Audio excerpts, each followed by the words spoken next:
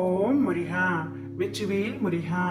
வேலுண்டு வினையில்லை, மயிலுண்டு பயமில்லை. என் அன்பு தங்கமே, பெரும் யோகத்தில் நீ இப்பொழுது அடியெடுத்து வைத்து விட்டாய் தங்கமே. இனி நீ தொட்டதெல்லாம் வெற்றியாக போகின்றது.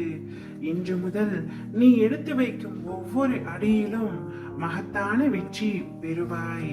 இது நாள் வரை என்னுடைய வாழ்க்கையில் நான் வெற்றியை ருசித்ததே இல்லை அப்பா என்று கலங்கி நின்றாய் அல்லவா?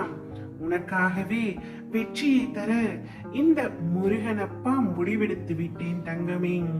நான் எப்பொழுதும் அனைவருக்கும் முன்னேற்றத்தையே தருவேன். அதற்காக ஒரு சிறிய கதையையும் கூறுகின்றேன் கேள். குளங்களில் முள் மரம் வெட்டி பிழைக்கும் ஒரு பக்தன் இருந்தான். பக்கத்து ஊரில் உள்ள முருகன் கோவில் விழாவுக்கு காவடி ஏந்தி சென்று விடுவான். ஒரு முறை அவனது குடும்பத்தில் ஏதோ விரய செலவு ஏற்பட்டது. அந்த ஆண்டு விழாவுக்கு சென்ற பொழுது, முருகா, இத்தனை காலமும் உனக்கு காவடி சுமந்து வந்திருக்கின்றேன், ஆனால் எனக்கு வறுமையை தானே பரிசாக அளித்தாய் என்று உருக்கமுடன் முறையிட்டபடியே சென்றான். வழியில் அவனுக்கு மூச்சு வாங்கியது. காவடியை சற்றே இறக்கி வைத்துவிட்டு ஒரு மரத்தடியில் அமர்ந்து இளைப்பாறினான். அப்பொழுது ஒரு பெரியவர் வந்தார். என்னப்பா, பாதி தூரம் தாண்டவில்லை, அதற்குள் இளைப்பாற அமர்ந்து விட்டாய், முன்னேறி போ என்றார். அந்த முருக பக்தன் கந்தசாமியின் காதுகளில் முன்னேறி போ என்ற வார்த்தை அழுத்தமாக விழுந்தது. ஆம், தெரிந்த தொழில் என்ற பெயரில் விறகு வெட்டுவதை மட்டுமே இதுவரை செய்து வந்தேன். குடும்பத்தின் தேவைக்கேற்ப வருமானத்தை பெருக்கும் வகையில் பிற தொழில்களை நான் செய்து முன்னேறி இருக்கலாமே.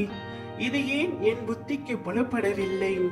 வள்ளியை ஆட்கொள்ள முதியவர் வேடத்தில் வந்த அந்த முருகனே இப்போதும் என்னிடம் பேசிவிட்டு போனாரோ? இனி வேறு தொழில் செய்வேன், பணம் சம்பாதிக்க முயற்சிப்பேன் முருகா, அதற்கு உன் துணை என்றும் வேண்டும் என்று பிரார்த்தனை செய்தான். காவடியை செலுத்திவிட்டு ஊர் திரும்பினான். அவனது மனைவிக்கு பசு பராமரிப்பு பற்றி நன்றாக தெரியும். ஊர் பெரியவர் மிகவும் நல்லவர். அவரிடம் புது தொழில் துவங்கும் ஆசையை சொல்லி அவரது உதவியுடன் வங்கியில் கடன் பெற்றான். 3 பசுக்களை வாங்கினான். அவை நல்ல வருமானம் தந்தது. 2 பிள்ளைகளையும் வேலைக்கு அனுப்பினான். அவர்கள் தந்த சம்பள மாதம் 6000 வந்தது. கடனை குறிப்பிட்ட காலத்துக்கு முன்னதாக அடைத்ததால் வங்கி அவனுக்கு மேலும் கடன் வழங்கியது. ஒரு கட்டத்தில் அவன் அவ்வூரில் குறிப்பிடத்தக்க அளவு முன்னேறி விட்டான்.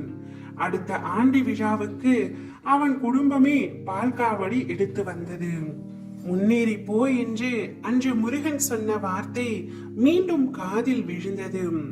அவன் பல தொழில்கள் செய்து சில ஆண்டுகளில் குடும்பத்துடன் காரில் கோவிலுக்கு புறப்பட்டான். இப்பொழுது புரிகின்றதா தங்கமே? என்னை முழுமையாக நம்பினால் நீ நிச்சயமாக உன்னுடைய வாழ்க்கையில் வெற்றி பெறுவாய், முன்னேறுவாய். காலம் கடந்து விட்டதே என்று கலக்கம் கொள்ளாதே. உன் வாழ்க்கையில் நீ மிக பெரிய மாற்றத்தை அடைய போகின்றாய். நிறைவான மன நிம்மதியை பெறப்போகின்றாய். ஓம் முருகா. வெற்றிவேல் முருகா.